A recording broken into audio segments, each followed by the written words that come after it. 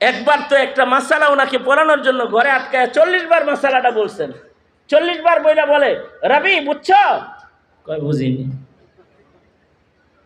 এরপরে ইমাম শাফি বুকে নিয়ে আদর করে রবি ছাত্রটাকে দোয়া করতেছে আর বলতেছে, বেটা যদি এরকম হতো যে ইলিম গ্লাসে ভইরা পান করায় দেওয়ার জিনিস, তাহলে আমি তোমাকে আমার সিনার ইলিম গ্লাসে করে পান করায় দিতাম, কারণ আমি তোমাকে ভালোবাসি। কিন্তু ইলিম আসলে গ্লাসে করে পান করার জিনিস না। ইলিম মুজাহাদার মাধ্যমে, চেষ্টার মাধ্যমে, রুনাজারির মাধ্যমে নিজের তহারাত পবিত্র সিনাকে পবিত্র করে আল্লাহর কাছ থেকে ভিক্ষুক হয়ে আল্লাহর কাছ থেকে নেওয়ার জিনিস। তো ইলম তো নবীজির মুজিজা, যার মুজিজাই হলো ইলম, তাকেও বলা হইতেছে কি, রব্বি জিদনি ইলমা, অকুর রব্বি জিদনি ইলমা। হে নবী আপনি বলুন, কুল রব্বি জিদনি ইলমা, ওগো আমার প্রতিপালক আপনি আমাকে ইলম বাড়িয়ে দেন। তার মানে কিয়ামত পর্যন্ত ইলমে দ্বীন যেটা এটা আল্লাহর কাছ থেকেই চেয়ে নিতে হবে।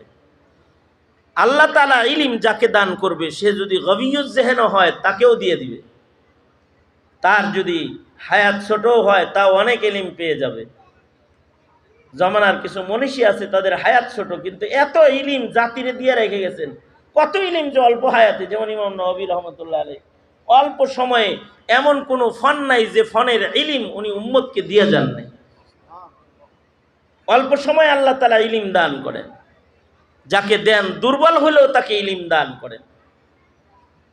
হ্যাঁ, যাদের যাকাওয়াত মজবুত, যাদের হিফজ শক্তি মজবুত, তাদেরকে তো তারা সহজে ইলম হাসিল করতে পারে, একটা নিয়ামত তারা আগেই পেয়ে যায়।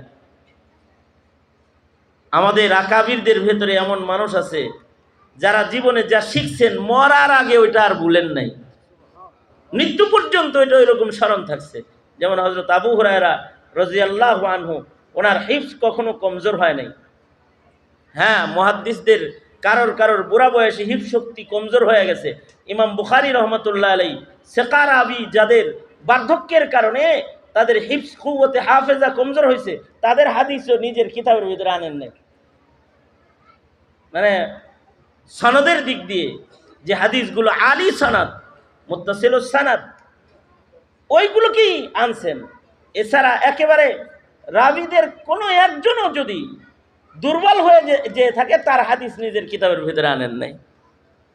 তাহলে বোঝা যায় মুহাদ্দিসদেরও যাকাওয়াত কমজোর হয়, বুড়া হয়ে গেলে মানুষের ব্রেন কমজোর হয়, কিন্তু ইলম সংরক্ষণ যাকে দিয়ে আল্লাহ করাইবেন, এদের ভেতরে যারা আছে তাদের যাকাওয়াতকে আল্লাহ তাআলা কমজোর করে না। এটা আল্লাহর পক্ষ থেকে ইলম হেফাজতের জন্য তার খাস বান্দার জন্য বিশেষ তোহফা।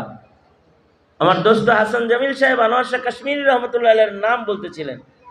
আনজার শাহ কাশ্মীরি উনি বাংলাদেশে যখন সফর করেছেন, ওনার মুখে আমরা শুনেছি যে আনোয়ার শাহ কাশ্মীরি রহমতুল্লাহ আলাইহি কোনো কিছু একবার পড়লে 40 বছর মনে থাকতো। হিফজ শক্তিটা কেমন যে 40 বছর মনে থাকতো।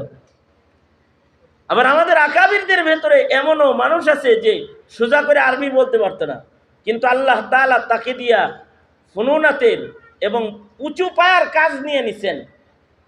যেমন ইমাম শাফি রহমতুল্লাহ আলাইহির শাগরেদ রবি, ওনাকে দিয়ে আল্লাহ তাআলা অনেক কঠিন কঠিন মাসআলায় শাফি মাসলাকের অনুসারীরা ওনার দিকে রুজু করছে। কিন্তু হযরত রবি বিন সুলাইমান উনি কিরকম ছিলেন? গভীর জেহেন ছিলেন, সোজা করে একটা ইবারতও পড়তে পারতেন না, এতটাই গভীর ছিলেন। কোনো কিছু বলতে গেলে উল্টা বলে ফেলতেন। একদিন ইমাম শাফির জন্য দোয়া করতেছেন, উনি দোয়া করতে যায় উল্টা দোয়া করছে, এ আল্লাহ উস্তাদজির জৌফকে আরো শক্তিশালী করে দাও। বলবেন জৌফকে শক্তি কুওয়াত দিয়ে পাল্টায় দাও, তা না বলে বলছে আরো বাড়ায় দাও।